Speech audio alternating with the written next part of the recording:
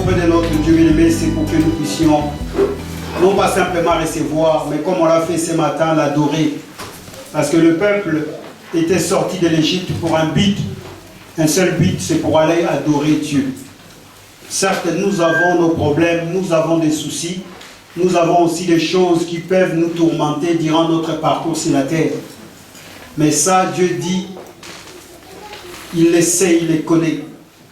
Cela va nous être donné par-dessus tout. Parce que, premièrement, il faut chercher le royaume et la justice de Dieu. Alléluia.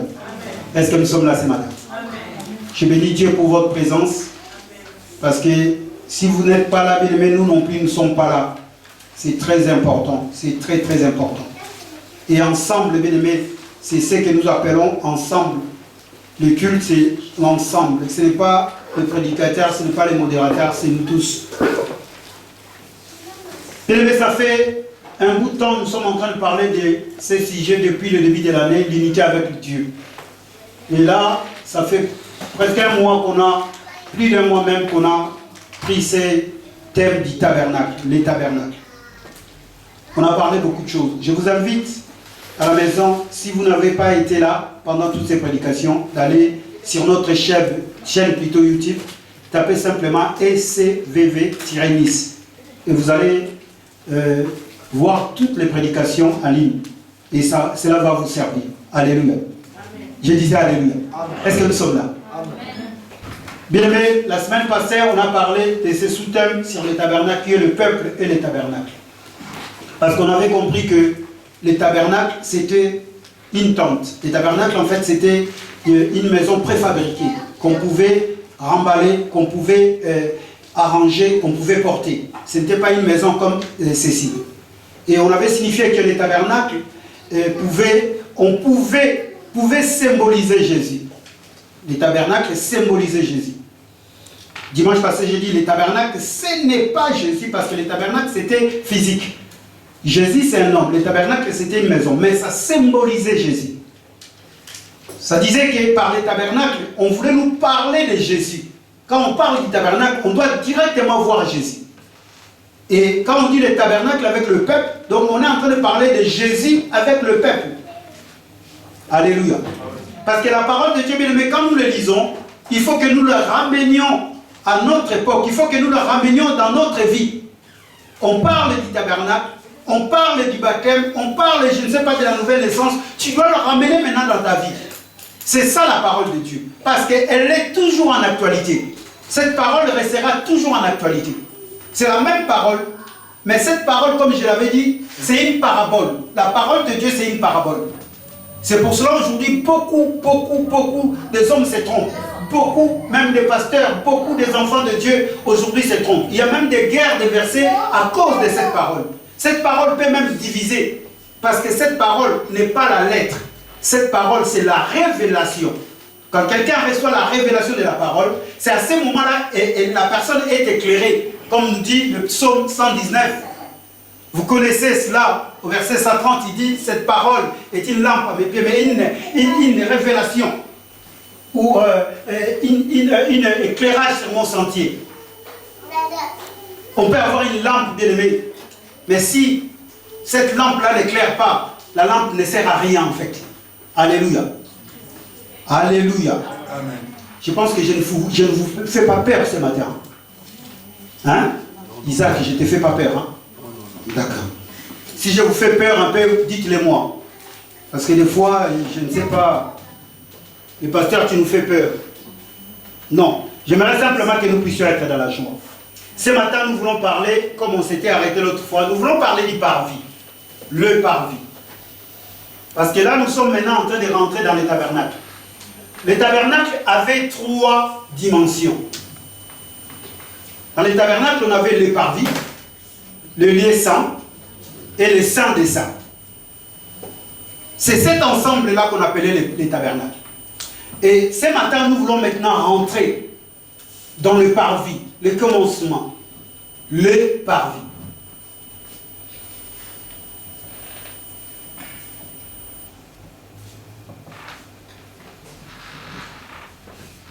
Bien aimé, on avait parlé de beaucoup de choses, des choses qui étaient tout autour du tabernacle. On avait vu que les 12 tribus campaient tout autour du tabernacle. On avait vu qu'il y avait de l'ordre. On avait parlé, il faut qu'il y ait de l'ordre dans ta vie. Beaucoup de choses dans notre vie ne sont pas allées comme il se doit parce que simplement l'ordre n'y était pas. Alléluia. Et on avait vu que le peuple des tabernacles, c'est le peuple qui venait dans les tabernacles. Dieu y habitait, mais le peuple venait dans les tabernacles. On a vu beaucoup de choses le dimanche passé. On avait vu que Jésus parle à ses disciples, il dit que votre cœur ne se trouble pas. Pour dire quoi? Si tu as des problèmes, si tu as des soucis, le peuple à l'époque, bien aimé, quand ils avaient des soucis, quand ils avaient beaucoup de péchés en eux, ils allaient au tabernacle. Et quand ils allaient au tabernacle, ils amenaient une bête et ils posaient leurs mains sur la bête. Leur péché s'est transféré dans la bête. Et à ce moment-là, ils étaient libres. Alléluia. Or, aujourd'hui, bien aimé, si tu as des soucis, c'est bien de venir voir un homme de Dieu. Parce que là, tu comprends que cet homme-là travaille pour le Seigneur. Mais bien aimé, quand tu vas aller voir un homme de Dieu, il faut avoir cette pensée-là. Ce n'est pas un homme que tu es allé voir. Tu es allé voir Dieu lui-même. Alléluia. Il faut comprendre que cet homme-là n'est qu'un instrument. Aujourd'hui, nous avons beaucoup de soucis. Pourquoi? Parce que nous faisons des hommes de Dieu comme des dieux. Comprenez? Je suis en train de faire une tautologie, mais comprenez cela. Quand nous allons vers un homme, il y a même des personnes, quand cet homme-là n'est pas, pour lui, comme si Dieu n'existait pas. Et ça, c'est très dangereux. Je ne dis pas qu'il ne faut pas donner une confiance aux hommes. Mais il faut savoir que quand moi je vais chez un homme, cet homme-là, c'est un instrument que Dieu utilise. Alléluia. Est-ce que nous nous comprenons? Donc cet homme-là peut ou ne pas être là, Dieu est là. Alléluia. Ce n'est pas parce que cet homme-là n'est plus là, que moi, à partir de ce jour-là, c'est fini. Ah, le pasteur Samuel n'est plus là, je ne vais plus à l'église. Non, non, non, faux. Dieu est toujours là. Alléluia. Et Dieu restera toujours là. Et ce matin, nous voulons voir le parvis. Allons-y dans le livre d'Exode. Exode 27.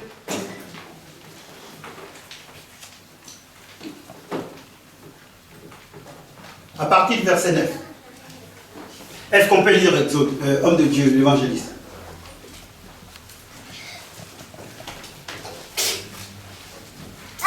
Ce matin, j'aimerais bien que tu puisses vraiment me suivre très attentivement. Parce que c'est très important. C'est que même si tout ce que nous disons c'est important, mais aujourd'hui c'est encore important. Exode 27. Oui, commence à partir du verset 9, on dit. Et je te dirai quand il faut savoir.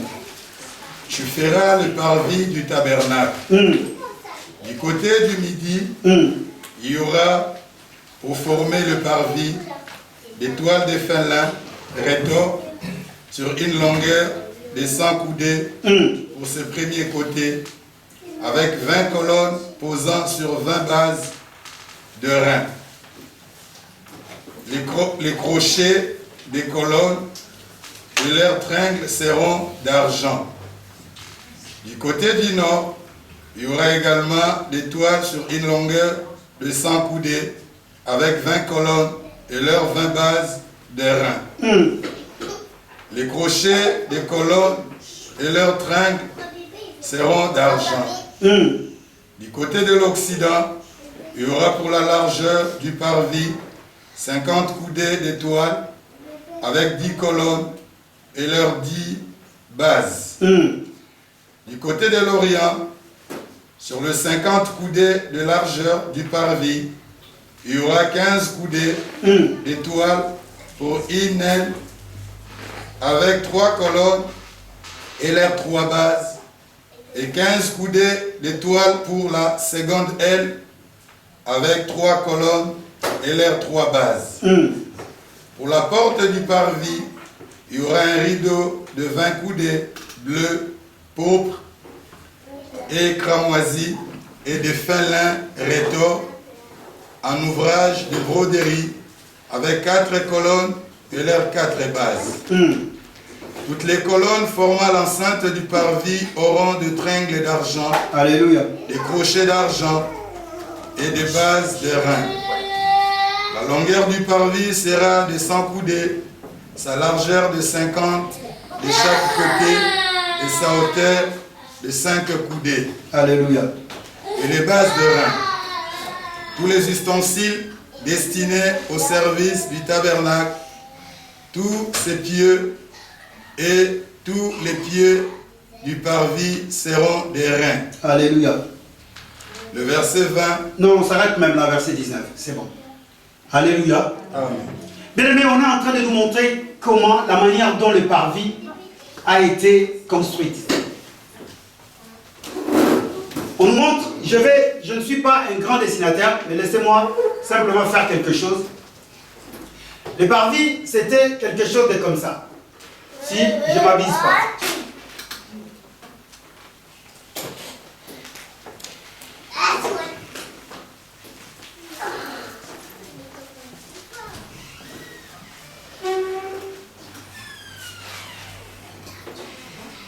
Alors, on nous parle des rideaux. Ces rideaux-là, avec des socles, avec des poteaux qui constituaient les parvis. Et le parvis, on nous dit, c'était des coudées. Une coudée, cela veut dire 50 cm. Dans la version Semeur, c'est marqué en mètres. C'est marqué, voici comment tu feras le parvis du tabernacle. Sur le côté sud, sur la longueur de 50 cm, de 50 mètres plutôt, il y aura des teintures de lin retors. Donc le parvis avait une forme rectangulaire. Sur ces côtés, c'était 50 cm. Et 50 mètres plutôt. 50 mètres. Et sur ces côtés, c'était 25 mètres. C'était exactement à la manière dont Dieu a montré à Moïse. Donc le parvis, c'était une tente. Quand on parle, par contre, ça, je dessine les tabernacles. Et je viendrai plus tôt. Excusez-moi du peu.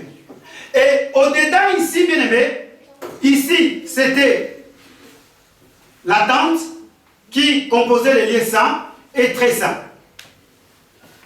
Et tous les tours d'ici, là, que nous de l'autre côté, on ne voit pas, c'est ça qu'on appelle le parvis. Le parvis, en fait, c'est cet espace-là. C'est tout cet espace-là qui est là, qu'on appelle le parvis.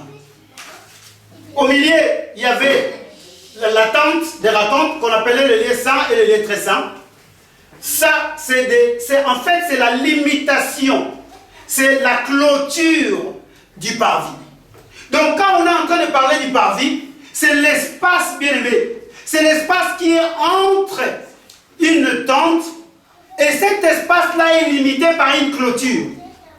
Donc, quand on parle du parvis, il faut comprendre une chose, c'est un espace qui est au devant d'une tente ou au devant d'une église, aujourd'hui on peut dire, au devant d'une tente, mais cet espace doit être limité par une clôture. Nous allons en venir pourquoi c'est limité. Nous viendrons. Donc le parvis, ce n'est pas simplement comme on prétend, parce qu'ici, il y avait l'autel de l'Holocauste, ici, il y avait le cuve de rein qui était placé là, avant même de rentrer sur la porte. Ça, c'est juste une petite définition que je vous donne de ce qu'on définit le parvis. Le parvis, c'est l'espace. C'est tout cet espace qui se trouve entre le lieu saint et le lieu très saint. Et cet espace doit être normalement limité. C'est un espace limité. Pourquoi? Parce que c'était des choses physiques, bien aimés. Le tabernacle était quelque chose de physique, bien aimé dans le Seigneur. Le parvis, tu peux encore noter, c'est l'endroit où le peuple venait pour déposer ou expier leurs péchés. C'était ici, bien aimé. Quand le peuple rentrait ici, parce que la porte était aux alentours d'ici, ils étaient ici. Ils venaient ici, dans ce lieu. Le peuple n'allait pas ici. Le peuple se tenait, il s'arrêtait ici. Ils n'avaient pas droit d'aller ici. Ils s'arrêtaient simplement là pour venir déposer leurs charges, pour venir déposer leurs péchés, pour venir qu'ils soient ôtés. À l'époque, ce n'était pas encore ôté. À l'époque, ils venaient simplement pour que leurs péchés soient expiés, pour qu'ils puissent vivre librement.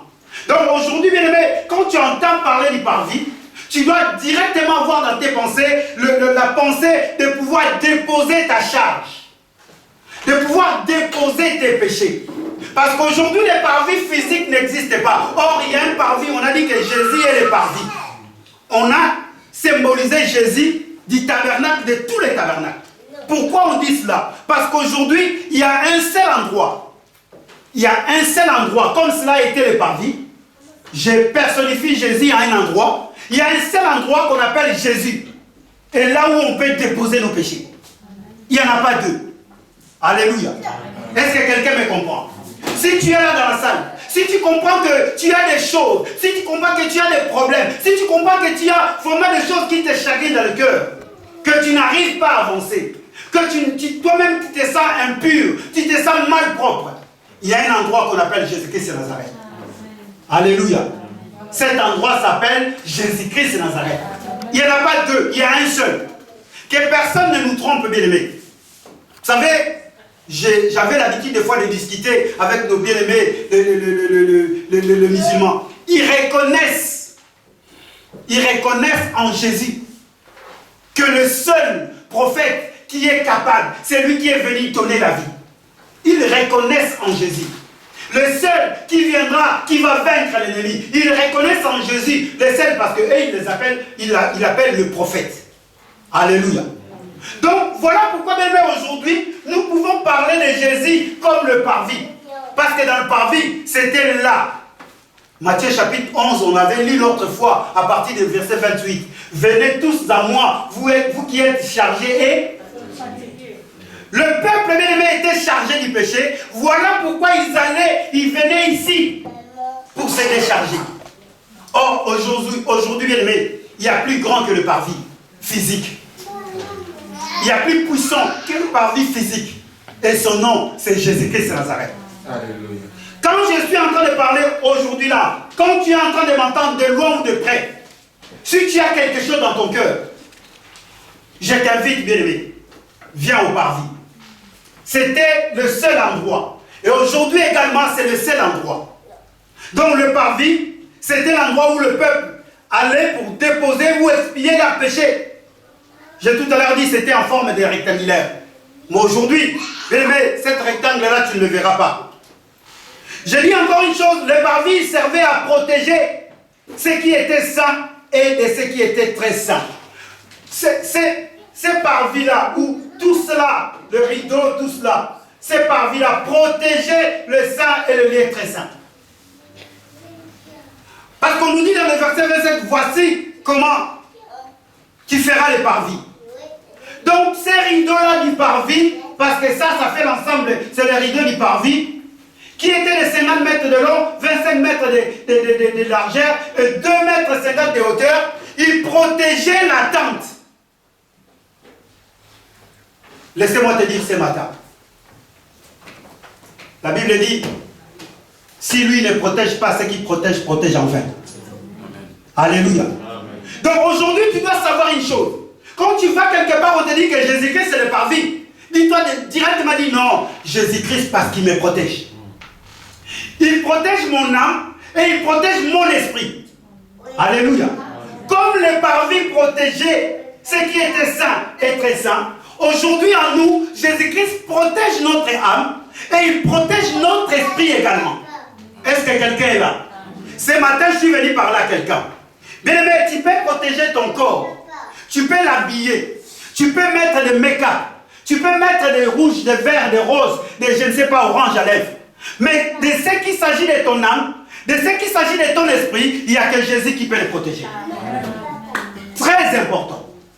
Et c'est ce qui se passait dans les tabernacles physiques en fait. Le rôle de toutes ces teintures-là, on est en train de nous montrer, les socles, les barres de fer, tout était en bronze.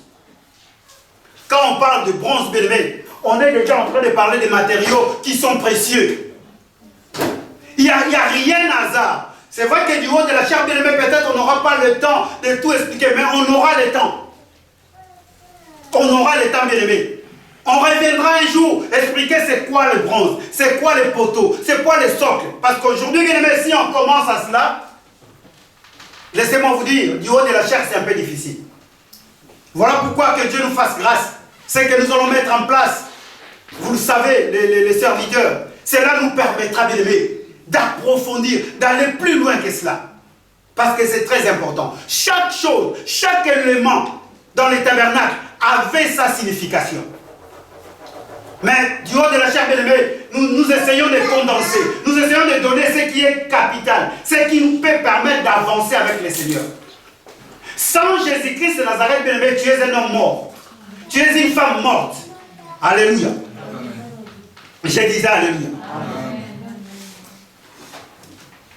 Il est le seul bien-aimé, l'endroit où le peuple peut venir pour que leur péché, aujourd'hui, ce n'est même pas pour que le péché soit ôté, parce que Jésus est au-dessus, bien-aimé, du parvis physique. Alléluia. Alléluia. Mais il y a une chose, bien-aimé, quand je méditais, qui a interpellé mes sens. Quand ces hommes-là venaient au parvis, parce que le peuple, quand je dis le peuple des tabernacles, bien-aimé, il faut que tu le notes. Le peuple ne s'arrêtait que dans le parvis. Le peuple ne s'arrêtait que dans le parvis. C'était, bien aimé, cette sacerdoce lévitique. C'était ce que Dieu a mentionné. À l'époque, quand on parle du tabernacle, sache-le que le peuple n'avait pas les droits.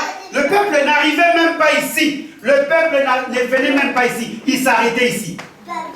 Que dans le parvis. Alléluia. Voilà pourquoi, à chaque moment, bien aimé, à chaque instant, on doit acclamer le Seigneur Jésus-Christ de Nazareth. Le véritable parvis. Il a permis aujourd'hui, à toi et à moi, bien aimé, de pouvoir entrer, de pouvoir aller. Parce qu'à l'époque, bien aimé, tout était limité. C'est la loi. C'est pour cela aujourd'hui on dit nous sommes dans la grâce. Je ferme rapidement cette parenthèse. Mais ce qui a interpellé mon intention, bien aimé, c'est l'élément capital dans le parvis. L'élément capital, c'était de croire. Alléluia. Aujourd'hui, je parle du parvis, mais de côté égal, nouvelle naissance.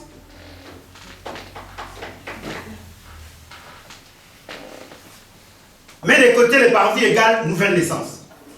Bien aimé, ceux qui venaient au parvis, quand vous arrivez au parvis, qui est physique, l'élément capital, c'était de croire. Est-ce que quelqu'un croit aujourd'hui? Est-ce que quelqu'un a cette croyance, a cette assurance de croire que quand il vient ici, dans cette assemblée, dans cette maison, qu'on peut considérer aussi comme un tabernacle, je dis bien qu'on peut considérer aussi comme un tabernacle, que quand tu viens ici, dès que tu vas sortir, tous tes problèmes vont partir. Alléluia. Parce que ce peuple-là, quand il venait, il n'y avait pas de miracle, il n'y avait pas de magie. Non. Il n'y avait pas comme aujourd'hui, on vient, on te tient la main comme ça, le crapaud sort du ventre. Non. Et c'est là où le peuple aujourd'hui, les hommes, nous voulons aller. Ah, là-bas, quand tu vas là-bas, tu vas voir le serpent. Un serpent dans le corps d'un homme. Mais vous allez voir 1000 personnes dans cette assemblée. Un crapaud. Déjà, le crapaud en lui-même, c'est un animal. Excusez-moi, c'est Dieu qui l'a créé. Mais déjà, les crapauds, quand on le voit, on a déjà peur pour le toucher. Mais maintenant, les crapauds qui sortent dans le corps d'un homme. Et c'est là où les hommes accourent. C'est là où aujourd'hui les enfants de Dieu aiment aller. Ah, le pasteur Samuel n'a pas le fait, il n'a jamais fait sortir même pas un criquet. Excusez-moi, Lipé. Non, pardon. Pardon.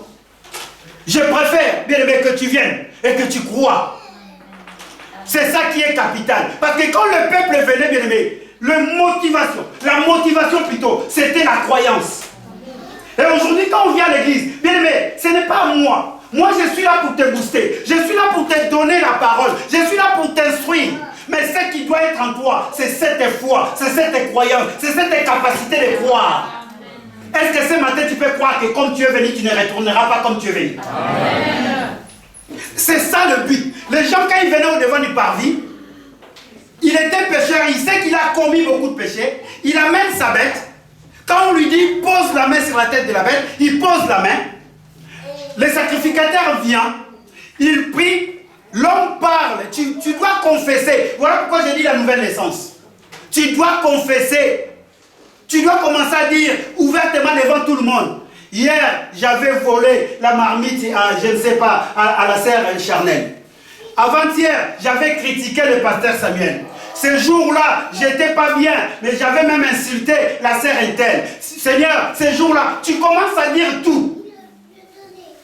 Et ce n'est qu'à ce moment-là, bien-aimé, tes péchés se transfèrent maintenant dans l'animal. Et c'est ce qui nous manque aujourd'hui. Quand on vient dans le culte, on dit, bon, on va se prosterner.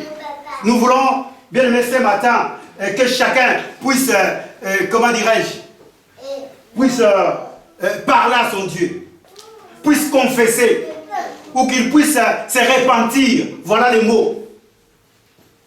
Vous allez voir, les bouches ne s'ouvrent pas. Non, non. Vous voulez qu'on essaye? On va se repentir. Vous allez voir, toute personne va prier dans son cœur pour que l'autre n'entende pas ce qu'il dit. Alléluia. Alléluia. Vous savez, quand je suis venu dans cette assemblée, un jour, il y a une sœur qui parlait quand ils ont commencé.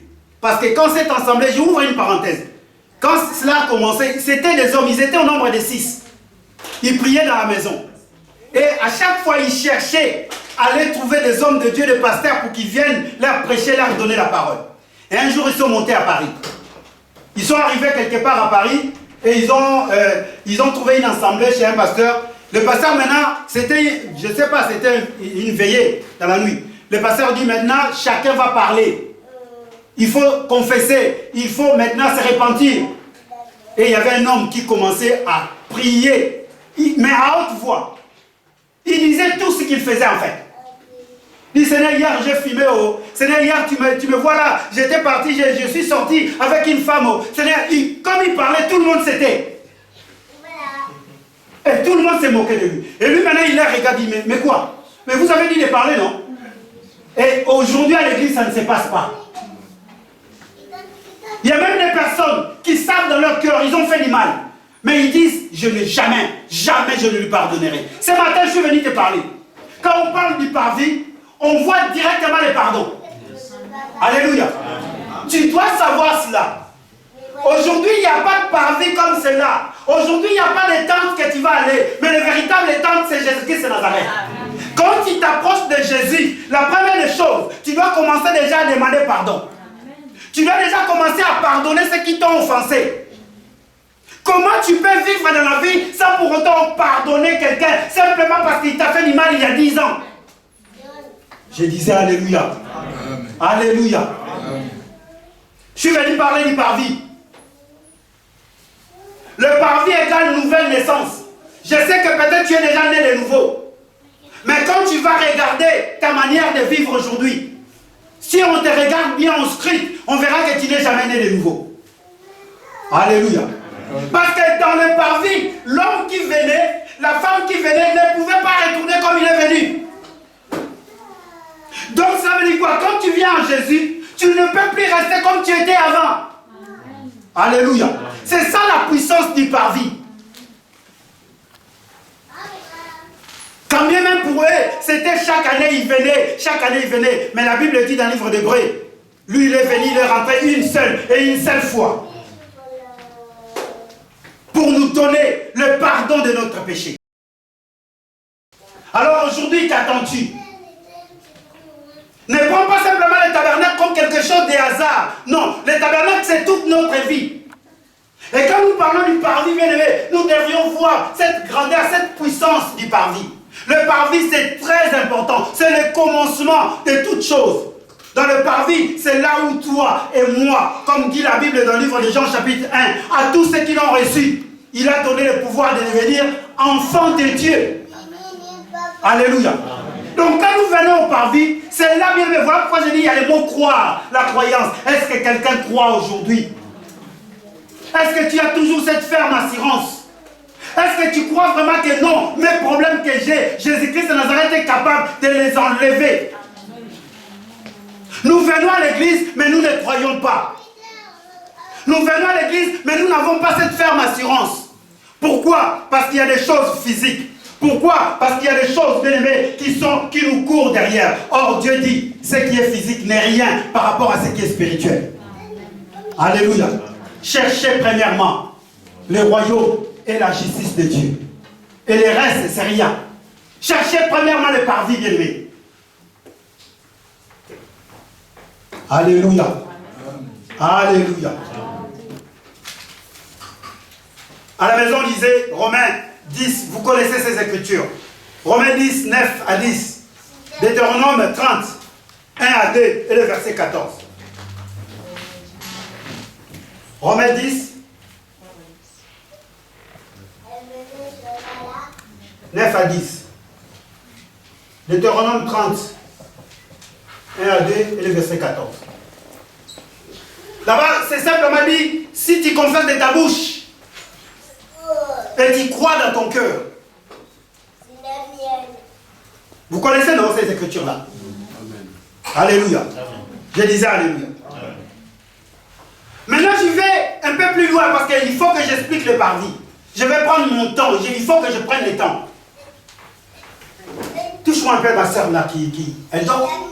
Non, non, je pense que tu dors. Voilà. Il y a ce que les hommes nous aimons beaucoup dire. Ah, la Bible nous dit, un jour dans tes parvis vaut mieux que 1000. Psaume 84.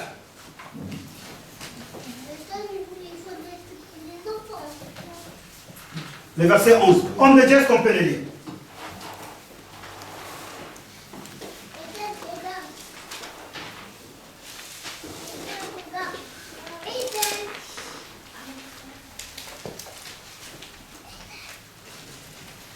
Psaume 84, le verset 11. Oui. Mieux vaut un jour dans tes parvis que 1000 ailleurs. Je préfère me tenir sur le seuil de la maison de mon Dieu plutôt que d'habiter sous les tentes de la méchanceté. Alléluia. Alléluia. Amen. Car un jour dans tes parvis vaut bien mieux que 1000 ailleurs. Plutôt rester sur le seuil de la maison de mon Dieu que de demeurer sous les tentes de méchants. Mais ce psaume des enfants des Corinthiens, c'est quelque chose de très puissant. Cet homme-là a compris la grandeur, la puissance du parvis. Il dit bien, vaut mieux un jour seulement. Vaut mieux quoi? Un jour seulement dans tes parvis que 1000 ailleurs. Cela veut dire quoi, bien-aimé? Un seul jour que tu as donné ton cœur à Jésus vaut mieux que les autres jours d'avant. Alléluia. C'est capital. Je ne dis pas que les autres jours ne valent à rien, non. D'ailleurs, la Bible dit, vaut mieux un jour dans tes parvis, parce que cela vaut plus. Il vaut mieux. Cela ne veut pas dire que les autres jours ne valent pas. Non. Les autres jours de la vie aussi valent. Les jours de ta naissance, que ta mère t'a donné la vie, ça, voilà pourquoi nous fêtons les anniversaires. Mais vaut mieux. Quand on dit vaut mieux, ça veut dire ces jours-là, c'est un jour plus élevé. C'est un jour capital en fait. Alléluia. Et les jours qu'on venait dans le parvis, c'était un jour capital pour ces enfants-là. C'était un jour bien aimé que personne ne pouvait manquer. Parce qu'ils venaient pour que leurs péchés soient expiés. Ils venaient pour qu'ils puissent vivre en paix. Quand tu viens en Jésus bien-aimé, un seul jour que tu acceptes Jésus comme Seigneur et Sauveur, sache-le que la paix rentre dans ton cœur. Alléluia. C'est très important. Voilà pourquoi on doit considérer cela. Aujourd'hui, on vient, on s'est fait baptiser des fois par mouvance. On croit des fois en Jésus par mouvance. Non, c'est un jour bien-aimé qui vaut mieux que tous les autres jours. Et c'est l'endroit, c'est dans cet endroit, c'est dans le parvis. Il n'y avait pas encore de baptême dans l'eau. On ne les baptisait pas dans l'eau, ces hommes-là. Parce que celui qui devrait annoncer le baptême n'était pas encore là. Mais c'était une figure, bien aimé, des baptêmes. C'était une figure que les hommes venaient pour que leurs péchés soient expiés. Alléluia. Je disais Alléluia.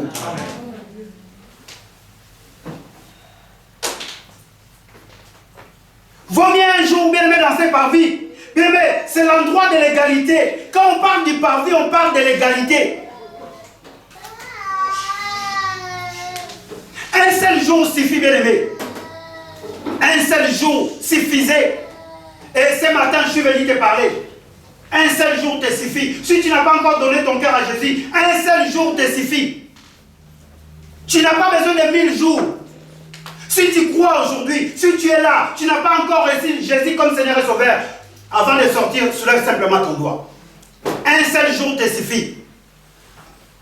Si tu crois aujourd'hui, bien-aimé, si tu confesses de ta bouche aujourd'hui, si tu acceptes Jésus-Christ de Nazareth aujourd'hui comme Seigneur et Sauveur, un seul jour aujourd'hui, ça te suffit pour être sauvé. Alléluia. Le baptême, ce n'est que bien-aimé des rites, ce n'est que des rituels qui viennent après. Non, tu dois être d'abord baptisé. Oui, il faut que tu sois baptisé. Mais d'abord, bien-aimé, c'est d'abord croire. Tu croiras en quoi? À cette parole que tu es en train d'écouter aujourd'hui. Alléluia. Il y a des personnes qui sont là, qui se disent, moi je suis déjà vieux. J'ai déjà 50 ans, je ne peux pas me faire baptiser. C'est la honte. Bien-aimé, un seul jour suffit. Un seul jour, bien-aimé, a suffi à ces brigands pour qu'ils soient sauvés. C'était un seul jour. C'est pour cela que ces enfants des Corétites ont compris, vaut mieux un jour. Prends-toi le temps, bien-aimé, un jour de pardonner à quelqu'un. Un seul jour te suffit, bien-aimé, pour que le pardon puisse rentrer dans ton cœur. Il ne te suffit pas de 1000. Il faut qu'on vienne, qu'on fasse des exercices. Il faut qu'on vienne te supplier pour pardonner. Vous savez, moi, des fois, ça me dépasse. Ça me dépasse. Qu'on vienne te supplier pour pardonner. Un seul jour. Dis à ton frère, un seul jour te suffit.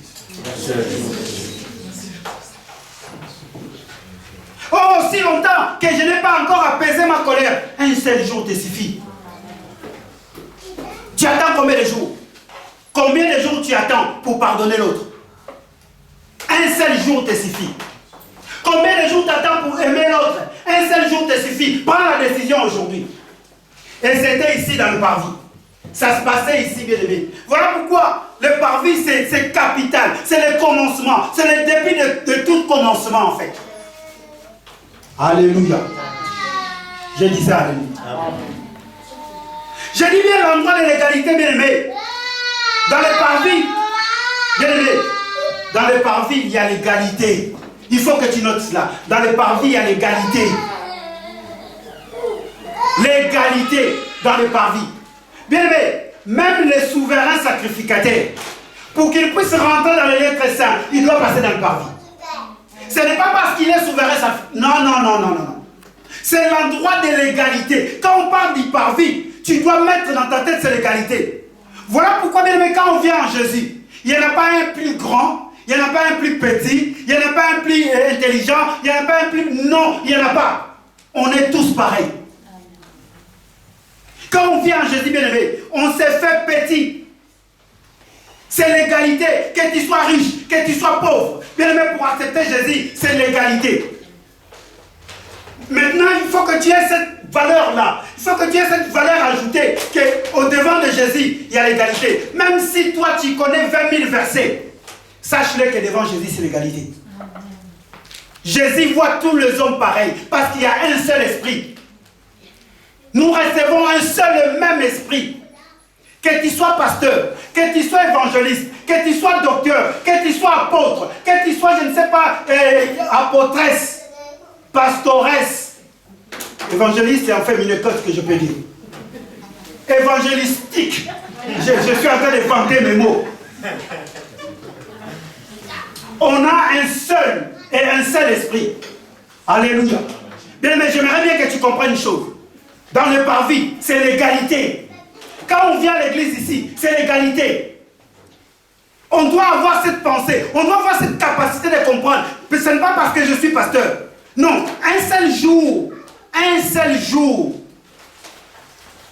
Cet homme l'a compris. Un seul jour. Aujourd'hui, nous pensons que quelqu'un qui est là, qui sert, qui est protocole, ou qui est là à la garde des enfants, il pense que le pasteur est plus grand. Non.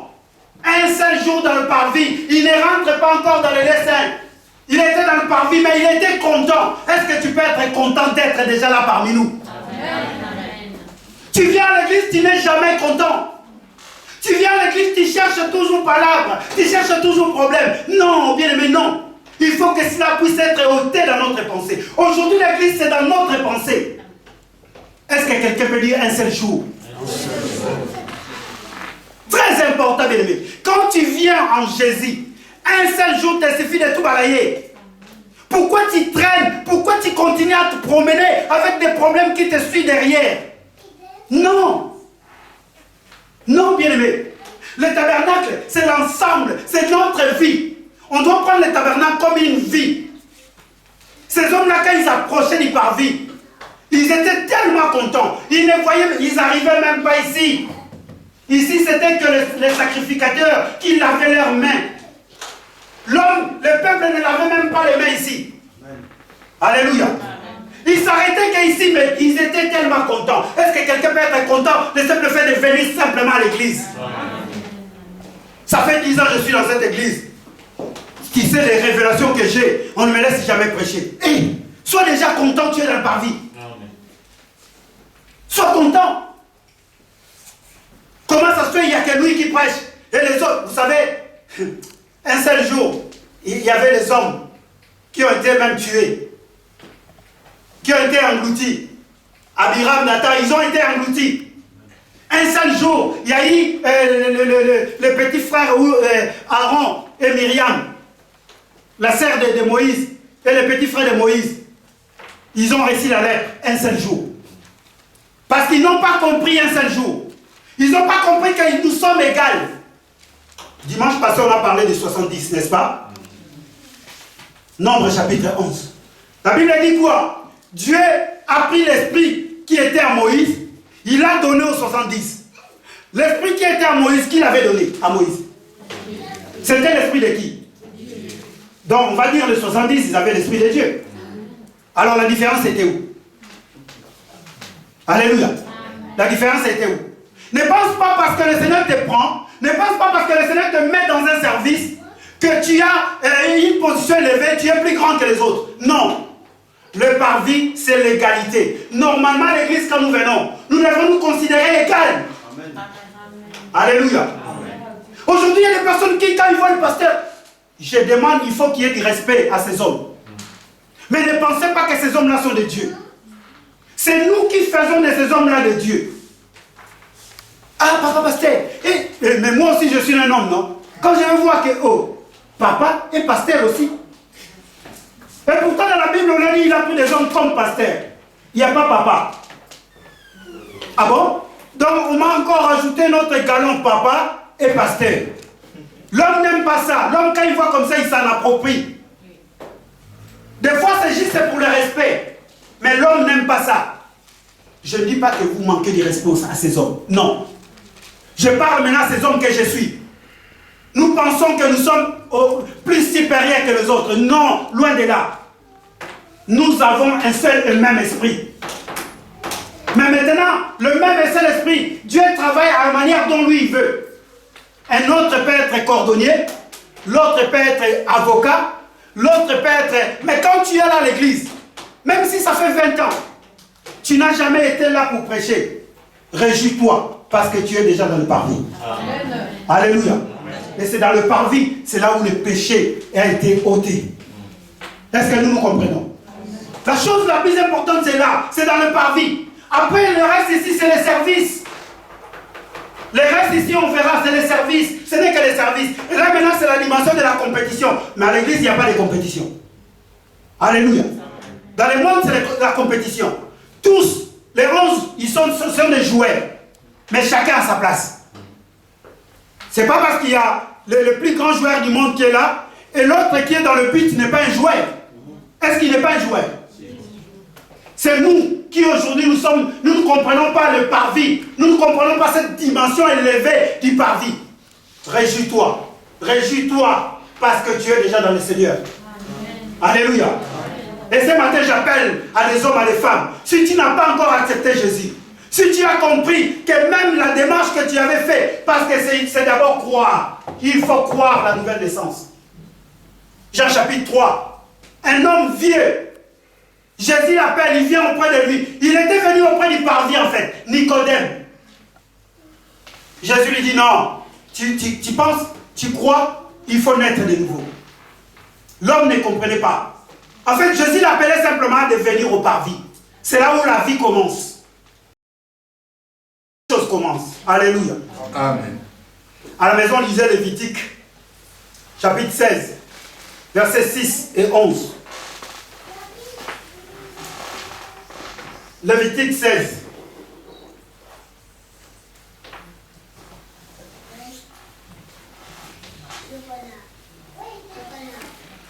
Lisez également Exode 29.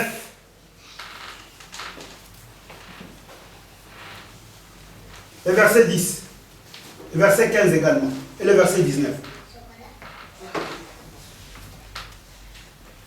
J'ai encore un quart d'heure au-devant de moi.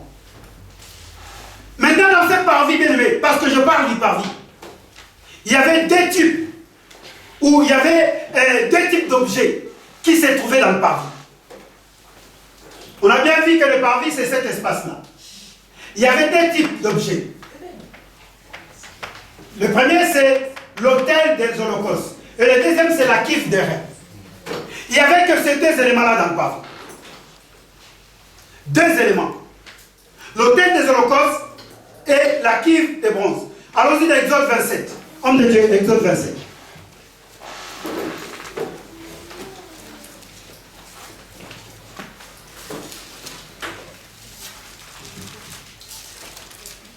Si tu peux me lire le verset 1 jusqu'au verset 8. Si on peut faire un peu rapidement. Le temps passe tellement vite. Tu feras l'autel de bois d'acacia. Sa longueur sera de 5 coudées et sa largeur de 5 coudées. L'autel sera carré et sa hauteur sera de 3 coudées. Tu feras aux 4 coins des cornes qui sortiront de l'autel et tu les couvriras de reins. Tu feras pour l'autel des cendriers de pelle, des bassins, des fourchettes et des brasiers. Tu feras de reins tous ces ustensiles. Tu feras à l'autel une grille de reins en forme de treillis et tu mettras 4 anneaux de reins aux 4 coins du treillis. Alléluia. Tu le placeras au-dessous du rebord de l'autel à partir du bas jusqu'à la moitié de la hauteur de l'autel. Tu peux même t'arrêter là. À la maison, lisez jusqu'au verset 8. Mais pourquoi j'ai pris ces écritures-là? On est en train de nous montrer comment cet hôtel-là a été construit. Je parle de l'hôtel. Je ne parle pas de l'hôtel là où on va dormir. Hein. Est-ce que nous nous comprenons? Je parle d'hôtel A-U-T-E-L. Hôtel. Parce que vous allez dire, non, le pasteur est en train de parler de l'hôtel. Les pensées peuvent aller à l'hôtel. Non, non, non. Ce n'est pas l'hôtel Méridien. On parle de l'hôtel. C'était, bien aimé, il était en forme de, comment je peux dire? Comment je peux l'expliquer? Comme une barbecue, voilà. Aujourd'hui, bien aimé, quand on parle de l'hôtel, parce qu'il faut qu'on ramène ça aujourd'hui. Il faut qu'on ramène dans notre vie aujourd'hui. L'hôtel, c'était l'endroit où on amenait les sacrifices pour que les sacrifices soient consumés. Pour qu'on puisse griller, pour qu'on puisse faire comme l'a dit l'ancien. Mais c'était ces sacrifices-là qui étaient pour l'honneur de l'Éternel. Pour que l'Éternel puisse apaiser sa colère. Pour que les péchés des hommes puissent être expiés. Donc l'animal qu'on amenait, la personne qui mettait sa main, qui priait, les péchés rentraient dans l'animal, l'animal était censé être brûlé dans le feu. Et on nous parle de l'autel. L'autel, bien aimé, c'est le lieu du sacrifice. Aujourd'hui, quand on parle de l'autel, mets dans ton cœur, mets dans ton esprit, c'est le lieu du sacrifice. Alléluia. Amen. Les catholiques parlent de l'Eucharistie. L'endroit où ils passent leur messe. C'est l'endroit où là où ils officient, ils prient pour comment on appelle ça? Nous on appelle ça communion. Ici, ça a un nom, il y a un nom spécifique. Je ne sais pas pourquoi nous on appelle ça communion. C'est le pain là qu'on mange, comment on appelle ça? C'est l'Eucharistie. C'est l'Eucharistie, c'est ça. Le pain là, communion. C'est l'Eucharistie. La communion, voilà. Et c'est dans cet endroit-là où ça se prépare. Normalement, l'Eucharistie, c'est l'endroit. Parce que la communion, c'est les sacrifices, en fait. Et nous, parce qu'on ne savait pas, on appelait ce père l'Eucharistie. Non, l'Eucharistie, c'est l'autel. C'est l'endroit là où on prépare la communion. Alléluia. Est-ce qu'on est là? Donc l'autel, cet autel-là, c'est l'endroit. C'est le seul endroit que Dieu avait mentionné. C'est l'endroit où Dieu avait donné. C'est une espèce de table bien même surélevée, sur laquelle on déposait les offrandes à la divinité. L'autel, c'est là où on dépose les offrandes. Il n'y a pas que les sacrifices. On peut déposer les offrandes comme sacrifice. Parce qu'il y a beaucoup de sacrifices. L'Holocauste, ce n'est qu'un des sacrifices. Il y a beaucoup de sacrifices, bien aimés. L'Holocauste, c'est quoi? L'Holocauste, c'est le sacrifice qui est entièrement brûlé par le feu. Est-ce que nous comprenons? Donc quand tu entends parler de l'Holocauste, c'est un sacrifice en fait. Alléluia. Est-ce que nous sommes là? Mais pourquoi aujourd'hui on doit dire Jésus c'est l'Holocauste? Pourquoi? Alléluia. Pourquoi on peut dire que Jésus aujourd'hui c'est l'Holocauste? Bien aimé, l'Holocauste c'était des animaux, des bêtes que les sacrificateurs ou les souverains sacrificateurs brûlaient tout en entier. Il faut que ça soit brûlé tout en entier. Or, bien aimé, s'il y a un homme qui a donné sa vie tout en entier, il s'appelle Jésus-Christ de Nazareth.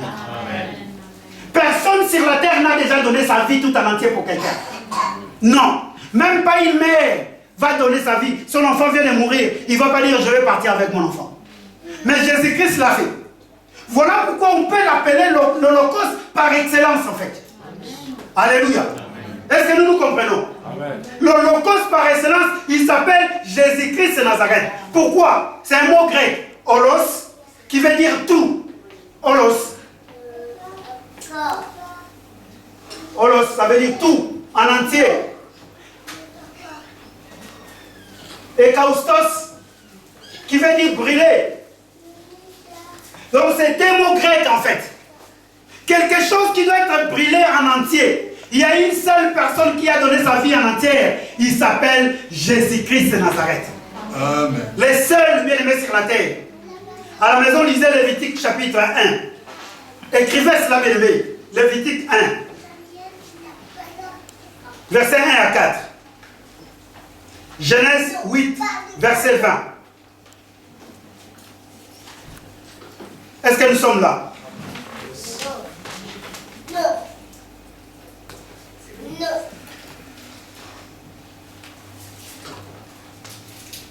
Maintenant, pourquoi Jésus symbolisait les parvis? Mais Jésus, il symbolisait les parvis parce que, je l'ai dit tout à l'heure, pour le péché, il faut venir vers lui.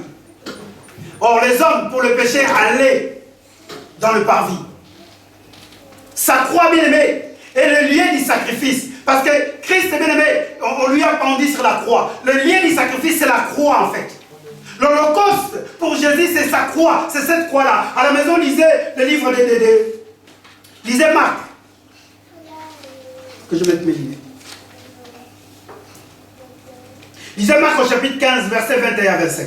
C'est très important. Pour le péché, lisez Matthieu 11, 28 à 30. On a déjà lu. Venez tous à moi. Et son corps, bien aimé, son corps, c'est l'Holocauste par excellence. Jean chapitre 1, verset 29. Vous connaissez ces écritures-là. Philippiens chapitre 2. Nous allons lire Philippiens chapitre 2. Allons-y dans Philippiens 2. Regardez ce qui est écrit, bien aimé. À partir du verset 6.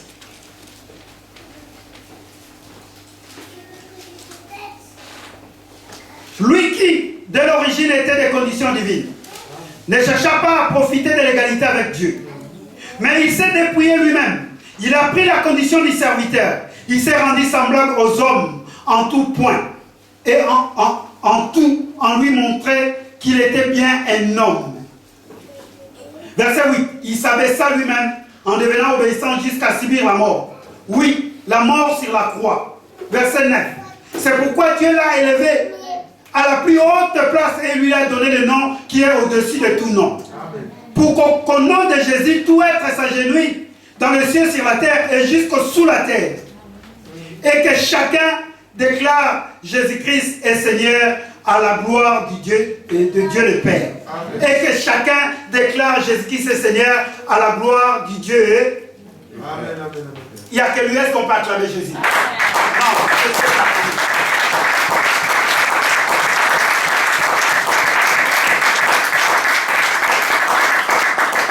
Bien, mais il s'est offert. Il s'est offert. Il s'est offert comme un sacrifice. Bien qu'il était un homme, mais la mort jusqu'à la croix, bien-aimé. Alléluia. Bien, mais quand nous parlons de ces choses, des tabernacles, quand nous parlons du parvis, nous parlons de l'Holocauste, nous parlons de cet autel. Bien-aimé, aujourd'hui, nous, bien-aimés, Romains chapitre 12, premier, deuxième verset. Là, Paul a compris beaucoup de choses. Paul est en train de dire aujourd'hui, toi et moi, nous devons offrir nos corps comme un sacrifice agréable, saint et parfait à notre Dieu. Amen. Alléluia. Amen. Donc aujourd'hui, tu as aussi un rôle à faire. L'Holocauste, ce que Jésus a fait, on appelait ça le sacrifice du péché. Mais toi aujourd'hui, bien-aimé, parce que tu ne peux pas ôter les péchés d'une personne, mais tu peux te considérer comme un sacrifice pour une personne. Quand tu prends le temps de gêner pour une autre personne, tu es devenu un sacrifice en fait. Alléluia. C'est à cela que Jésus nous appelle. Est-ce que tu peux te sacrifier pour ta femme? Amen. Alléluia. Il y a des hommes ici. Des hommes mariés, vous êtes là, levez un peu vos doigts, je vais vous voir. Des hommes mariés. Ceux qui ont des femmes à la maison.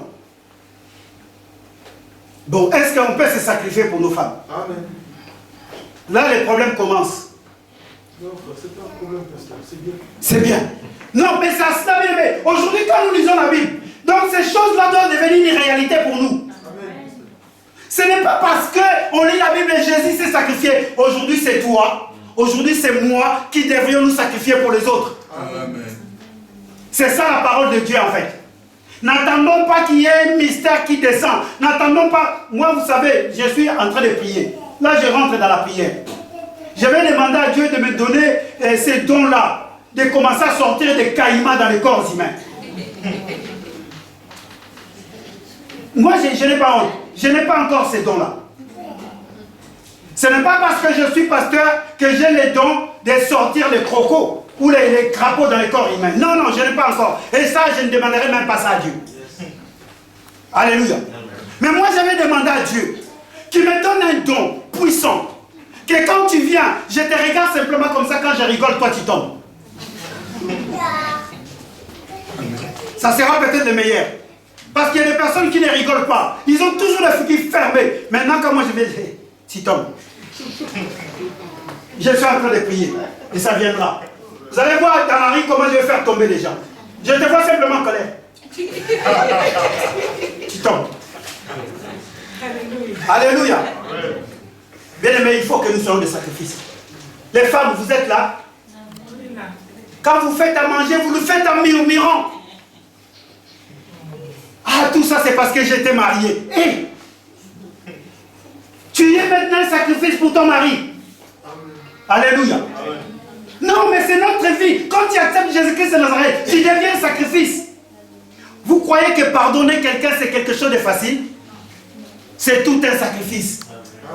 Alléluia. Si quelqu'un te dit que pardonner c'est facile, c'est un menteur. C'est un menteur. Vous savez, pardonner c'est un sacrifice. On t'a insulté. On t'a même fait du mal. On a tué ton enfant. Maintenant, va pardonner cet homme-là qui a tué ton enfant. Il faut être comme Jésus. Alléluia. Vous savez, l'autel, on peut mettre du feu même à 1000 degrés. L'autel reste toujours là. Est-ce que nous comprenons? Il faut que tu sois un autel. Est-ce que tu peux être un autel ce matin? Alléluia. On peut te critiquer, on peut te critiquer. Dieu est toujours là. Non. Quand on te critique, bien aimé, sache-le que tu as de la valeur. Beaucoup de personnes ne comprennent pas. Quand tu es l'objet des critiques, cela veut dire qu'on trouve en toi quelque chose. Amen. Mais si on trouve en toi rien, qu'est-ce qu'on va dire? Qu'est-ce qu'on va dire de toi? Et elle, là, ta vie, comment elle est toujours fière parce que tu es fier. C'est quelque chose. Parce que peut-être la personne ne l'a pas. Et elle est jalouse. Et lui, là, quand il prêche, t'as vu la manière dont il marche? Marche toi aussi. Est-ce qu'on t'a interdit?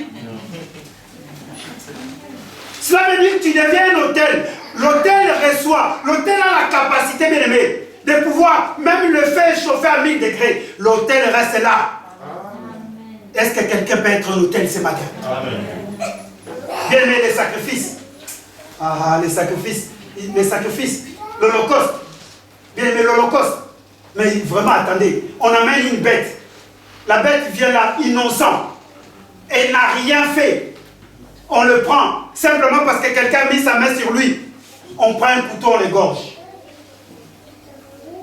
Et lui là, il est en train de jouer de moi. Est-ce qu'il me connaît? Est-ce qu'il sait de quel bois je me chauffe? Peut-être du bois de, je ne sais pas, même pas d'acacia. Peut-être le bois de bambou. Parce que le bambou, dans 2 secondes, il est brûlé. Bien aimé, soit un holocauste. L'holocauste n'a pas peur. Il n'a rien fait. Vous savez, les sacrifices, c'est... Je vais m'arrêter là, parce que j'ai vu déjà mon pasteur, il est debout. Dans les sacrifices, il y a des mots. Les mots latins, en fait. Il y a le sacrum et le facere. Le sacrum, ça veut dire sacré. Et le facere, ça veut dire faire. Moi, quand j'étais à l'école, quand on faisait les déclinaisons, ou quand on transformait les textes, littéralement parlant, on dit faire sacré. Mais en bon langage, on va dire quoi? Est-ce que quelqu'un peut me dire? Est-ce que les enfants qui vont à l'école sont là? Est-ce que quelqu'un est là? Sois sacré. Faire sacré. Dans un très beau langage, on va dire rendre sacré. Alléluia. Excusez-moi du peu, ça fait presque 40 ans que je n'ai plus jamais été à l'école. Mais l'option que j'ai faite, ça m'a permis aujourd'hui. Aujourd'hui, je comprends que ce que j'ai fait me permet aujourd'hui de comprendre beaucoup de choses. C'est pour cela que les enfants allaient à l'école. Ne négligez jamais l'école. Depuis 1985 que je n'ai plus allé à l'école. Depuis 1985 que j'ai eu mon bac, je n'ai plus jamais mis pied à l'école. Mais ce que j'ai eu là me permet aujourd'hui de pouvoir m'exprimer, de pouvoir comprendre même des choses. Amen. Alléluia. Amen. Rendre sacré. Amen. Or, quand on rend quelque chose de sacré, cela veut dire bien aimé, la chose ne t'appartient plus. Quand on parle du sacrifice, cela veut dire la chose ne t'appartient plus. Quand c'est toi qui deviens sacrifice, tu ne t'appartiens plus. Amen. À toi-même. Est-ce qu'on est là? Quelqu'un peut être un sacrifice ce matin. Ton égoïsme, ton honneur, ta vigueur, ton argent, je ne sais pas, ta beauté, cela ne t'appartient plus. C'est à ce moment-là que Dieu te voit comme un sacrifice. Alléluia. Amen. Est-ce que quelqu'un peut être un sacrifice? Amen. Nous nous mettons debout, bien aimés. Nous mettons debout. Parce que si je continue, je vais aller là.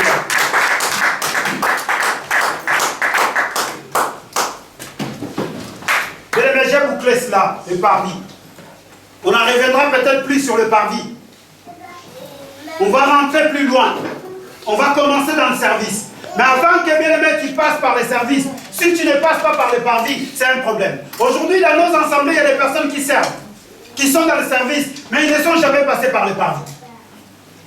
C'est un vrai problème qu'on a aujourd'hui dans nos assemblées. Ils n'ont jamais été brûlés par les faits. Voilà pourquoi dès qu'il y a un problème, les hommes partent. Parce qu'ils n'ont pas reçu les faits qui se trouvent dans l'autel. Ils n'ont jamais été un sacrifice en fait. Ils n'ont jamais subi. Vous savez, le psaume 51. Là, David dit, je vais un cœur brisé. Un cœur brisé. La vie de cet animal était brisée. L'animal n'a rien fait, mais sa vie était brisée. Jésus n'a rien fait du mal, mais sa vie était brisée.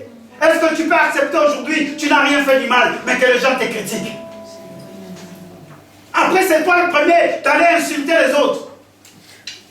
Ayons cet esprit-là du sacrifice. Soyons des véritables autels qui vont supporter le feu. Est-ce que nous sommes là?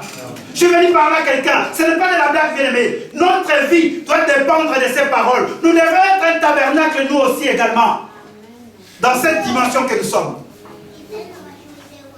Prends ma vie, Seigneur.